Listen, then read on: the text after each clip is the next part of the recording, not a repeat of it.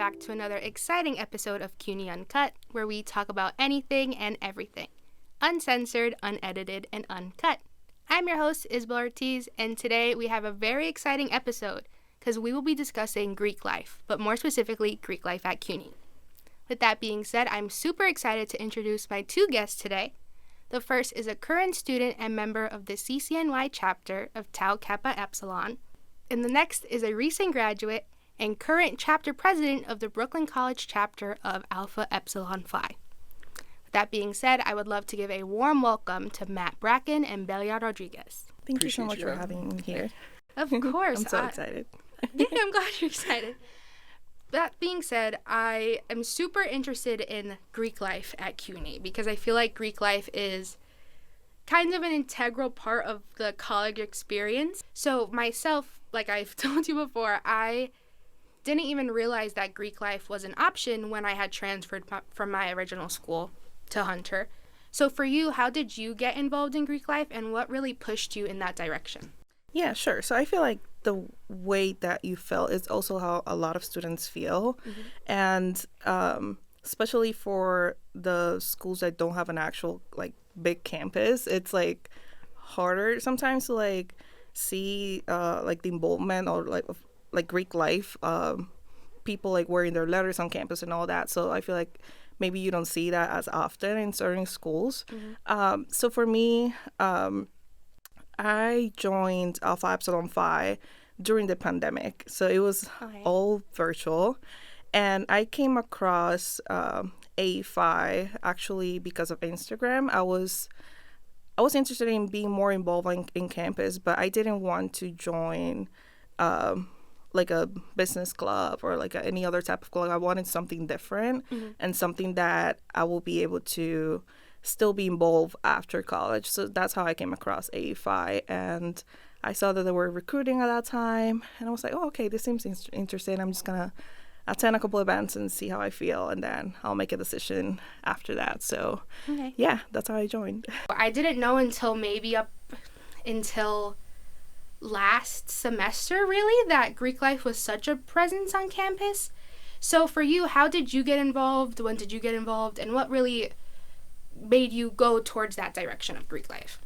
So I started in my first semester, fall 2017. I am very delayed in my graduation, but it's okay. But everybody's path is different. Yeah, so I started, like, I knew that I wanted to join a fraternity because it was something that a bunch of my friends that had done when they were in college. They're a little bit older. So I actually went to the website of City College to find all the different organizations, checked a bunch of them out, and TEAC was the one that stuck out to me, is the one that felt right. Okay. When you were, like, trying to go through the process of figuring out what was best for you, what drew you to TEAC exactly? So we tell people when they're trying to join, like, test them all out, because what we don't want to happen is, you meet the first one, you join the first group of guys you meet, and then you commit, and then if a year or two later you realize, like, hey, I just met these guys, I would have enjoyed that more when I first started. So I was speaking with a few different organizations, and it's almost a little bit intangible, right? Like, sometimes the vibe just hits right. Sometimes it's the events. I really liked the community service aspect and the fundraising. Okay. We have a partnership with St. Jude Children's Hospital, so nice. Being able to have a good time and help the community while doing it really stuck out to me. Nice. I think, too, when you are joining for the community service aspect of it, that's very honorable, so I think that's awesome. What I wanted to ask you was, what does that process of joining really look like? Like, is it pledging? Would that be the correct term? So some organizations have a pledge process, others don't have such a complex process. It varies by organization. Okay.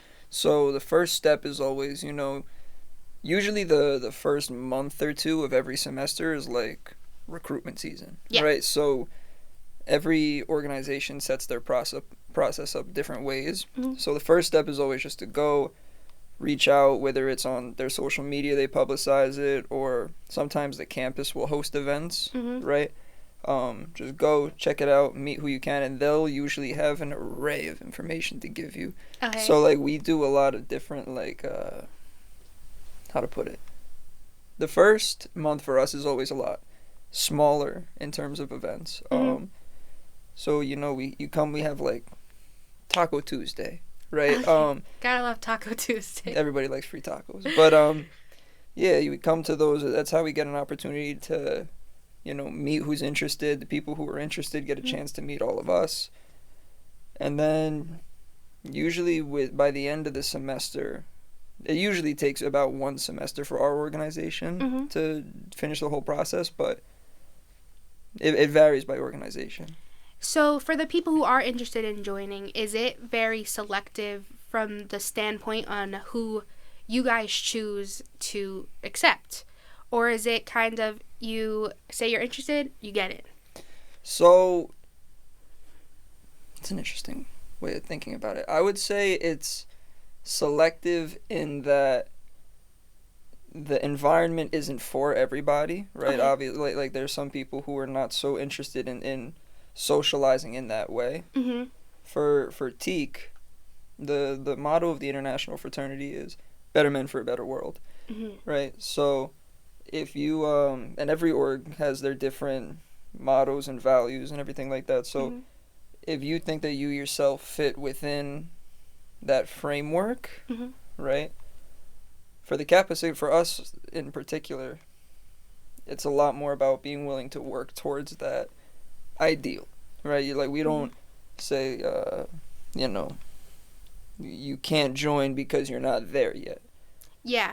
Also, I feel like that's hard to figure out based on first impression of somebody. Yeah, absolutely. And so I guess this would be the answer to your question, right? Like that process of coming to events and getting to know us, it's our opportunity to see what your personality is like, but it's also their opportunity to see like how we try to get to that end point, right? Okay. Becoming a better version of ourselves, right? So it's selective in that process isn't for everybody. Not everybody is super introspective in that way, or philosophical, I guess you could say. Yeah. So for people that may be interested, they're like, hey, I want to join Alpha Epsilon Phi. How do you and the other people in your chapter come together and decide who's in and who's not? Or is it even a process like that? Yeah, so the most important thing for us is when we plan recruitment week. I mean, it's not 1 week, it's 2 weeks actually. Okay. So we set up different events, either on campus or off campus. And after that, like, we get to meet all of the potential new members. That's how we call them. Okay. And, you know, at the end of rush week or recruitment week is when we get together and we just talk to each other and see, like, oh, what do you think about so-and-so? Like, do you think she will be a good fit? Do you think she's gonna, you know, be a good addition to the sorority? And it's not just about, you know, their grades. It's also about the personality, because we want people that we feel like we can connect with, and that also people that want to grow, because that's also part of being in a sorority, is being able to grow, like being able to be more social, or just to gain more leadership skills or different like stuff that can help you not only in college but also after college. So we make sure that that's something that we look for in potential new members. It's interesting that you bring up grades as something that goes into the selection process. So, because I had no idea that was even a part of it. So, really, how important is keeping up your grades while you're in a sorority? And then when you talk about the personality that fits, what characteristics really make that up? Yeah, so when it comes to grades, we cannot accept members if they have below a 2.5 GPA. And let's say, for example, that you do become a new member and then your GPA drops. If you have less than a 2.5, then you're going to be put on probation. Because, again, like, we are a social sorority, but at the same time, you are in college. College should be your first priority. Yeah. So we make sure that you are also taking care of your grades in your classes, because we want you to succeed. So if you're put on probation because of grades, you cannot attend certain events that are not mandatory, or Okay. like you cannot do certain stuff in a sorority because you have to focus on your grades first. Okay. And when it comes to the personality, I think just like someone that is not afraid to speak up, someone that can like get along with others, that someone that's not like starting trouble or anything like that. Okay. No troublemakers. Exactly. No No, we don't troublemakers. want that. Okay. So just like someone that I feel like that has like a positive energy, like we Okay. like that. And of course, like we want our sorority or chapter to be like people to in there to be positive and to make a positive change in the school and also in our community. So like we definitely look for that. I know you mentioned that almost all fraternities, sororities, Greek life, they have this motto that they want their members to live up to. And TQ said is better men for a better world. Yeah. So once you're in the group, Yeah. what does that look like specifically for your chapter? What work is being done that you are producing members who are better men for a better world? Like, what does that exactly mean to you? So the way that we frame it in our particular chapter is that our organization has a history, a culture to it. Mhm. Like we were founded in 1899, right? So Yeah. it goes way back. So learning about the ideals that the founders kind of embedded within the framework of the organization, Mm-hmm. it's applying those ideals, and I guess you can call it a philosophy, right? Mhm. Applying that philosophy throughout the process of doing fraternity work. So whether you're planning mixers with other organizations, or you're doing a big fundraiser for St. Jude Children's Hospital, Mm-hmm. it can all seem very surface level, like, oh, today you are planning a little party, Yeah. right? But when you go through the step-by-step process of handling that, Mm-hmm. keeping those ideals and that philosophy in mind, Mm-hmm. it almost becomes a passive engine for personal development, right? You Okay. don't have to necessarily do that. You can, anybody can like call a location and confirm that you have an event for that day, Mm-hmm. right? But thinking about the different steps in a certain way, it becomes like a passive engine for that personal development. I saw that Alpha Epsilon Phi, when translated, is many hearts, one purpose. And I thought that was really interesting because to have one purpose and it's all these chapters, I really wondered, what is that purpose that is mentioned and how is that demonstrated? Sure. So in order for you to understand what it means, we need to go like look at the history of how we were founded. Gotta take a deep dive. Okay. Yeah, you gotta take a deep dive. So we were founded in 1909 at Columbia University in Barnard College. Okay.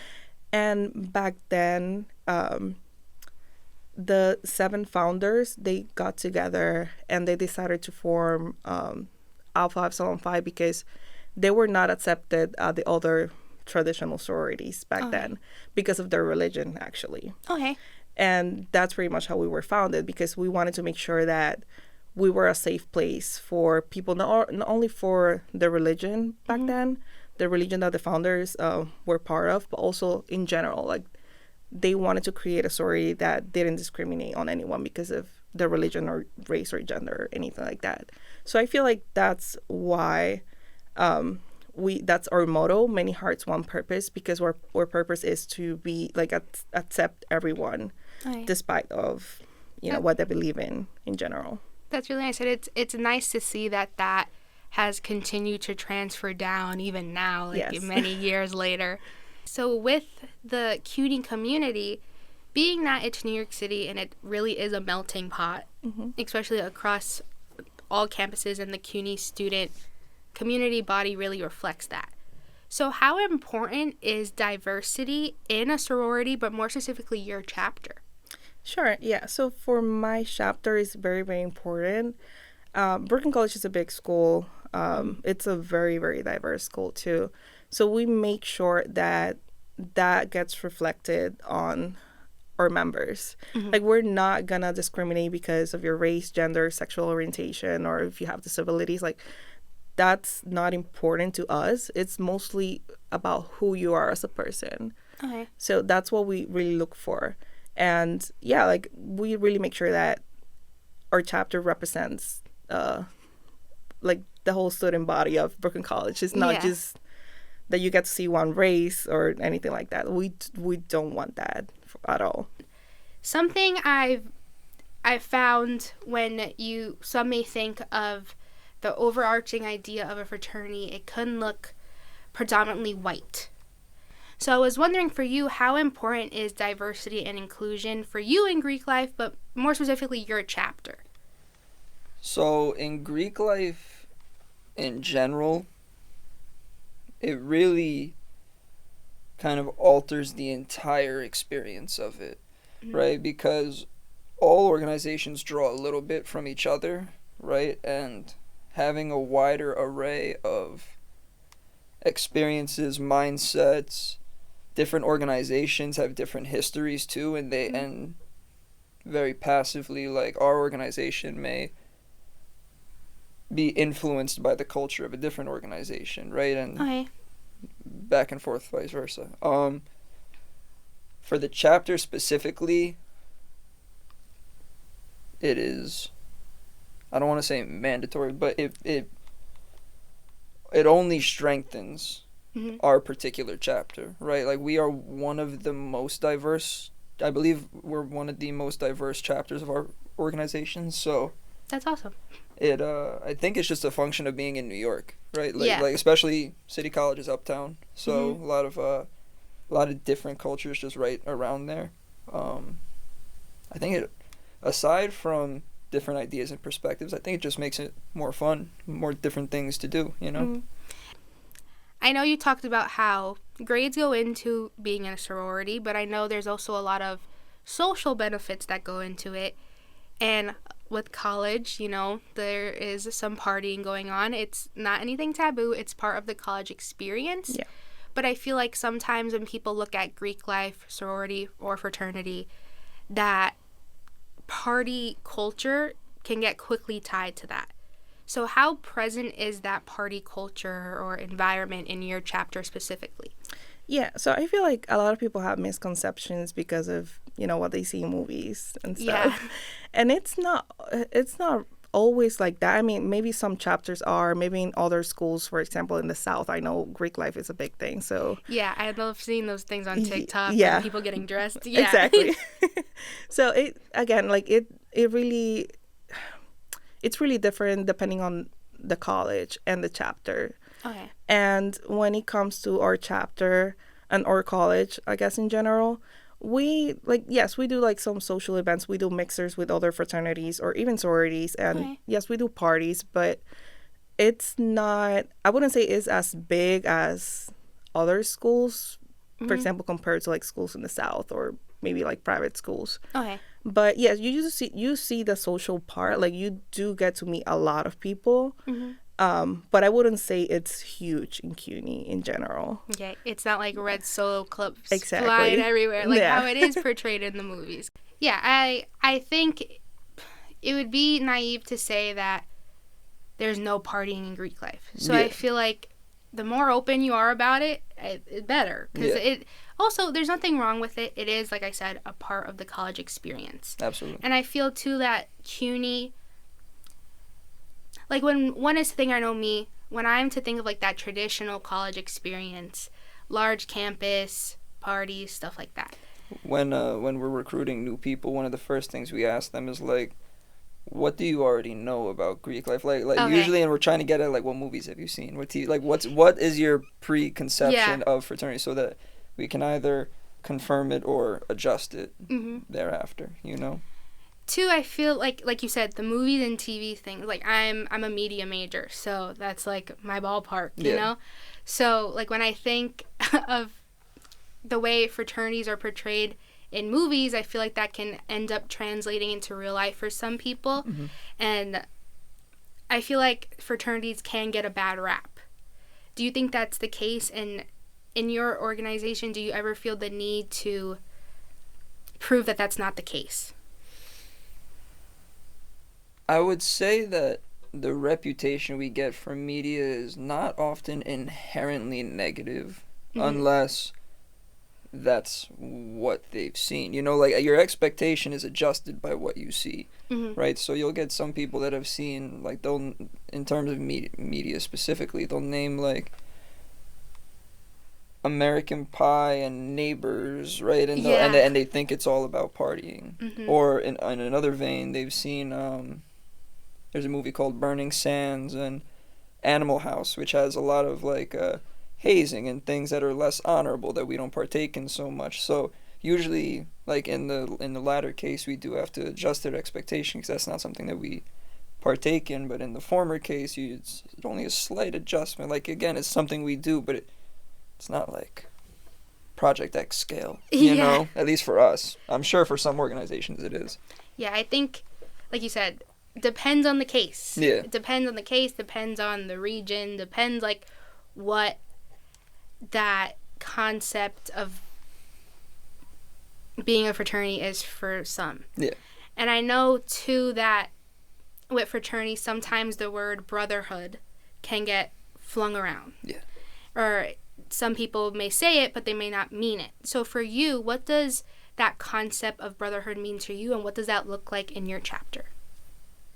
So with my chapter specifically, I think that brotherhood can vary by chapter, not just by organization, right? I think that it's very based in how a chapter interacts with each other, right? Okay. So, like I mentioned, like we are very focused on, you know, leadership development, professional development, personal development, right? And that often takes mindset switches, right? It takes putting yourself into sometimes like socially uncomfortable positions, right? So knowing that there's a group of people who are going to support you through, you know, the inevitable lows and you know, more difficult parts, and then having people to celebrate the successes with you, right?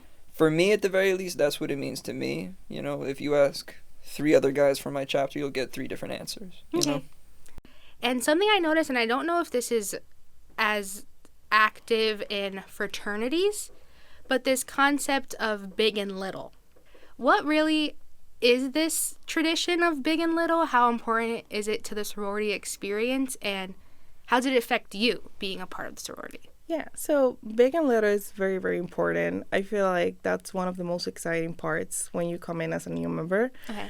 So when you decide to join, when you're in the process of like getting to know everyone and talking to everyone, that's when you get to choose who your big or little it's gonna be. Okay. And so you get to choose. Yeah, you get to choose, but it's a ranking. It's like a matching process when it comes to that. So like for every week you choose who's your top choice, and then like if you actually match with that person or that sister, and that's how you become big and little. Okay. And I guess like to put it in like more simple words, it's mostly like a mentor and a mentee relationship kind of thing. Okay. But on a more personal level, if that makes sense. Yeah, it does. Yeah.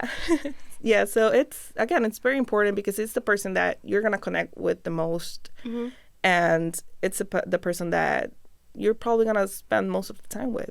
So, do you still have that connection to your big, and do you have a little?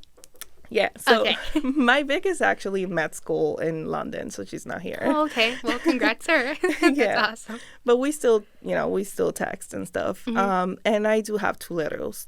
You have 2 littles, okay. I do. Cool. They have the president as their big. That's cool. Probably get a lot of helpful information from you guys too. Something that I've noticed that comes along with being in Greek life, be it sorority or fraternity, is the time commitment and the dedication that goes along with it. And I can understand that in undergrad, you may have more time for those things, but once you graduate college, it might look a little different. So I wondered if that same sense of like time commitment, dedication, is that expected to change, or does it have to stay the same once you like flip that tassel on graduation? Like, what does it look like? Yeah, sure. So for us, if you're an undergrad, yes, you have to attend certain events per semester to be an active member. Okay. Or for example, if you do go like study abroad or something like that's different, you are excused and you don't have to, attend as many events. Or if you're going through something personal, like we always communicate with each other and make sure that we know what's going on. But other than that, yes, if you're an undergrad, you do have to attend certain events every semester. And after you graduate, it's more about if you still want to be involved. Okay. But usually people that graduate, they only participate in like mixers or social events. Okay. Because they're not required to attend like chapter meetings or philanthropy events or anything like that. So it's up to that person how involved they want to be after they graduate, not only on the chapter, but also on the national level. Okay. So it's not like you sign a contract, you're attached forever. No. I mean, you're still a member of the sorority, but it's up to you if you still want to be involved, like doing events and doing all that kind of stuff. Okay. Yeah. It really has been great to discuss Greek life with you, especially for me, because I didn't know much about it. But this is CUNY Uncut, and at the end of every interview, I like to ask my final question, and that is, what is your CUNY survival item? I know for myself, it has nothing to do, like, school-related, but it's an iced coffee, and I have to have it before every class because I know it's just going to make my day better. So for you, what is your CUNY survival item? CUNY survival item. It doesn't have to be school-related. It can literally be anything. Yeah. The iced coffee is not a bad answer, but I'm not going to steal yours. I would say, for me personally, I always lose my pens, right? I never have anything to write with, so I always keep like a little box of that. No, that's a boring answer. It's not a boring answer. Me, personally, I never seem to have a pen. Yeah, so I always keep like 1,000 with me, and they never get used, but they always get lost. I feel like, yes, iced coffee. I always drink iced coffee. It doesn't matter like if it's snowing outside. Definitely, me too. Iced coffee is a must. My hand will be red, clutching an iced coffee. Yeah. And I usually, I always have granola bars on my backpack. Okay. So I feel like when I get hungry, I would just like get one. Cool. Well, like I said, this has been really great, and thank you so much for being on today to talk about your experience. I appreciate you having me. Thank you, and thank you for having me here. I had a great time. Well, that is a wrap on today's episode of CUNY Uncut. Thank you so much for tuning in. Make sure to check out CUNY Uncut on social media, and once again, I'm your host, Isabel Ortiz. I'll see you guys next time. Bye!